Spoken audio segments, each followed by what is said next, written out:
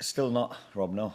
You're still pinching ourselves, honestly. It's unbelievable. I said the day after I woke up and it was like, oh my God, it is reality. Yeah, but it's so, like you said, you see the queue next to it now. It's so nice for everybody involved with being Welsh and involved with the football side here. And like I said, we're very, very proud. You have had great celebrations, obviously. When did you have to get your business head on again?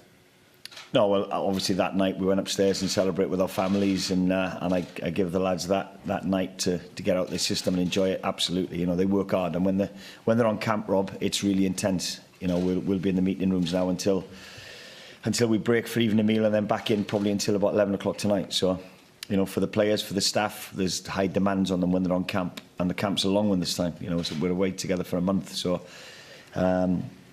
So they need a little bit of downtime as well. And one thing we pride ourselves in, we've got the balance right.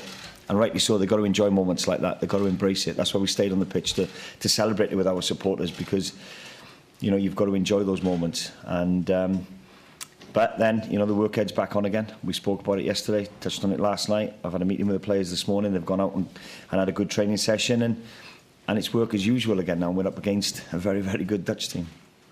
The World Cup is transformative for a nation. You've already seen that in the last day or so, yeah, with all the attention that you and the squad have been receiving. But I remember you saying the Nations League has been good to Wales and is long-term as well. It has been good to us, yeah. And we want to compete against the best in Europe. And you know, Holland, Belgium, Poland, they certainly fall into that category, don't they? So we're testing ourselves against the best teams in world football as well as Europe.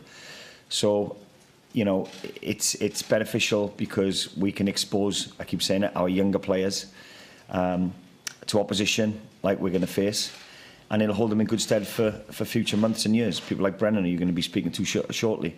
You know, he's had a great season at Nottingham Forest. He's going to be playing Premiership football next year, but he still needs to expose himself to that type of quality at international level, so that come the World Cup, if he's in the squad, then, you know, it's not a big culture shock to him, that he's already experienced that. So it's beneficial for many reasons. But like I said, we'll be going out to get points in this competition and stay in the division.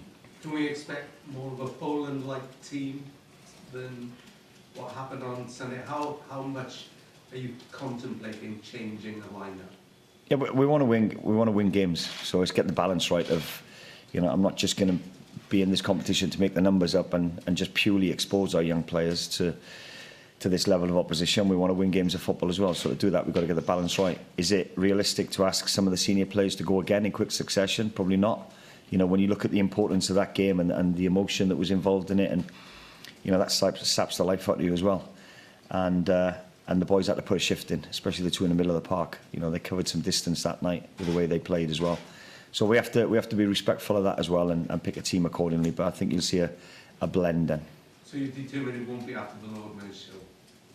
No, it's like I said, it's business as usual. We're ready, and we know we're in for a tough game. Last couple really quickly. Yep. Has Gareth Bale told you where he's going to go yet? No. That was great. And just tell me, what's the best moment you've had since the final whistle? Other than that, have you had a message that has surprised you, or a reaction that rather sums up just what you've done and the squad has done?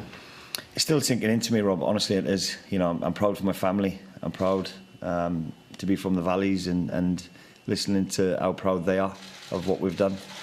I was asked this before this game, what was your best moment? And I said the Austria game, the final whistle. Well, that topped it again. I didn't think it could. But that feeling when you see the referee pull the whistle to his lips and you know that's the end of it, then that's the only time I could relax for that split second. And it is the best feeling in the world. So maybe you can talk us through your dance in the dressing room one day. Yeah, it was dad dancing. That's what that was called. Cheers, Rob. Cheers, Rob. Thank you. Gareth. Hi, Rob. Hi, Gareth. You said yesterday when you spoke to us, disbelief. Can you just, is that still the overriding emotion? That there's still some disbelief about what you have achieved? You, your backroom staff and the players? Yeah. I think the tides are changing, Gareth, if I'm honest. I've seen a change in it over the last couple of years now. And I said, you know, we had a great team put out against Ukraine.